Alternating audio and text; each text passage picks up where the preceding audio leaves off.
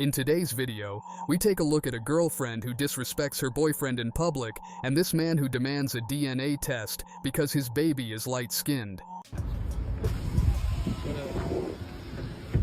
What's this I hear? Your mama said that you want a DNA test. Can you get in the car? No, why do you want a DNA test for my child? So you ain't gonna get in the car? What happened? Like, you said all this time that you did not need no DNA test. We've been in a relationship for 5 years, and all of a sudden, I don't know what's going on, but all of a sudden now you want a DNA test. Okay, so if you don't get in the car and talk to me, I'm gonna be real with you. I just don't know. The baby is like so light. You don't know what? The baby is 4 fucking days old.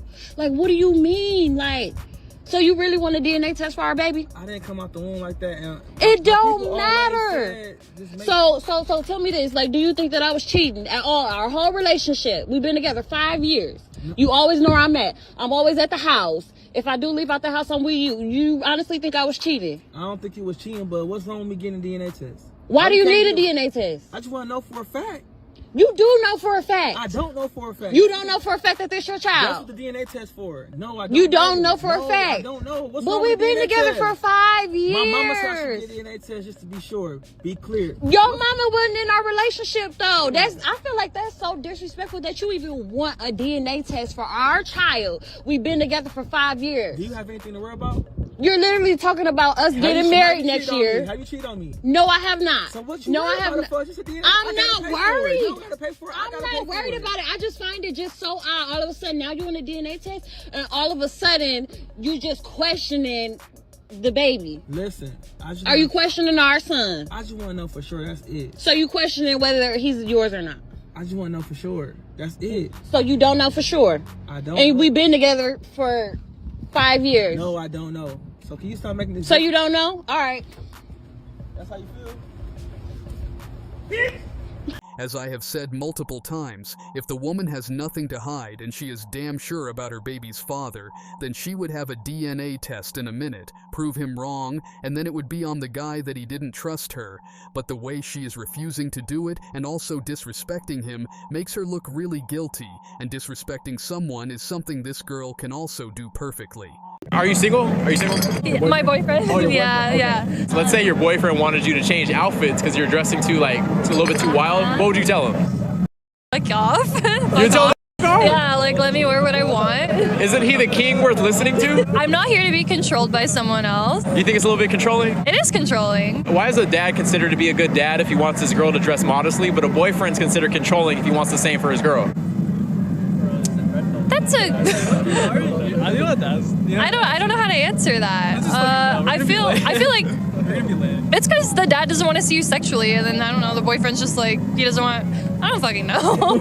How old are you now? I'm 45. And if you were to go back in time and have a conversation with your 20-year-old self when you were starting from zero, what's the best advice that you would give to your younger self? The best advice I heard was the world becomes a better place when a man plants seeds for the future generations for shade that he will never enjoy. Break that down. It's not about you. You don't hustle for you. What's your name? James. James. What's your last name? Dumoulin. You don't hustle for James. You hustle for Dumoulin. You hustle for the name on the back of your jersey. You hustle for your family. So it may not just be something that you're going to benefit from. You may be paving the way for your kids, your grandkids, and that's okay. The game is the long game. So as long as you're putting your people in position to be successful, that's where you win right there. What has been the most amount of money that you ever made in a single year? $5.4 million. $5.4 million.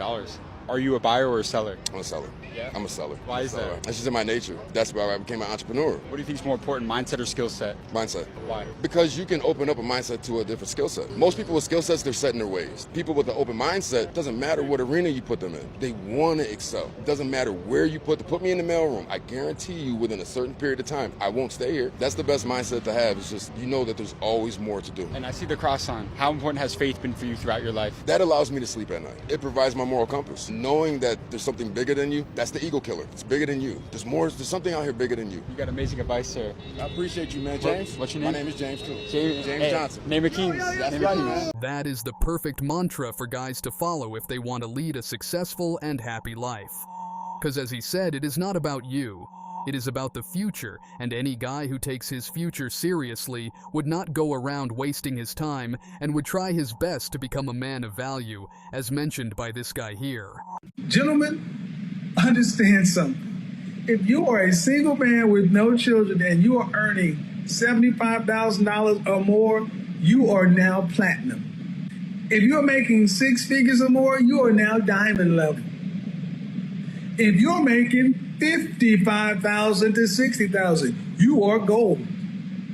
You are far more valuable than you have ever been. And here's the trick. You guys don't know how valuable you are. And that is why so many of my critics and detractors are angry at me, because I am waking men up to their true value. Yes, in today's world, women are valued far more than men, even when they can't even perform at half the level of a guy, and this in turn makes men to devalue themselves. But thanks to people like Kevin Samuels, who are waking men and making them realize their true value, and also making sure that men are no longer chasing after women who are not worth it, as seen in this clip here. All right, woman says, do you notice that men are no longer persuasive? Once they ask you out on a date and you say no, that's it, with a little frustrated emoji. And guy replies, top comment, if I want to play games, I got a PlayStation. Oh, that's great. Well done from this guy. Yeah, you know what, man? If a girl's not interested, don't bother. Do your own thing. Focus on your own goals, your own purpose, or your PlayStation. There are better things to do than try to chase women these days. And ladies out there, a lot of guys are also worried about the whole Me Too movement, false allegations, and being labeled a creep. Women throw around the word creep for men so often these days that if a girl says no, yeah, leave her alone. Bye. Men cannot read between the lines. You need to realize that. Okay. You need to realize that. Like, they're not built, not saying all, but most, right? Most men are not made to read between the lines. They're not gonna go there. You know what I'm saying? Like, for example, we've had this discussion where for Valentine's Day, he blatantly asks me, what do you want to do? And I tell him, no, babe, I just want to stay home and, you know, watch a movie with you. Nothing crazy. Let's not spend money, yada, yada, yada. I don't want nothing. He goes, you don't want nothing. I don't want nothing. What happened? He came home with nothing. He said, say less. I got you. Nothing. I'm going to get you nothing. And he picks me up from work. I'm thinking, oh, yeah, he's at least going to have flowers for me in the car. Mind you, I don't give a shit about flowers, but it's just like the gesture, right? So I'm like, all right, I'm coming down the stairs. I'm like, I know he's going to. No, first I thought he was going to send me flowers to my job. Okay. So I'm waiting. All these other girls are getting flowers. I get nothing. Yo, that's the most disappointing part. No, I think it's all right, because when I get downstairs, when he picks me up, he's gonna surprise me with flowers. I get downstairs, nothing. I'm like, my blood is starting to boil now. So then now you're like, no, they're at home. Yeah. That was my next step. I said, no, they're at home. They're at home. I know that he got it set up. He got it. I get home, nothing. Again, nothing. So now at this point, I'm like, there's nothing's gonna happen. Then I see that he goes to sleep. It's like, I'm like, yo, are we really not gonna do nothing? And he's looking at me like, you said you didn't want to do anything. I'm like, yo, men are really just that dumb. He's like, and women are dumb, because why is it that you can't just open your mouth and tell me exactly what you want to do? Right. And I'm like, he's like, this isn't like a Disney movie. Like, and it's true. Like, we need to learn that men don't read between the lines. Ladies, if you want something, speak up. Yes, I want flowers. When in the day, I don't know. You figure it out. But I do want something. You figure it out. I want something.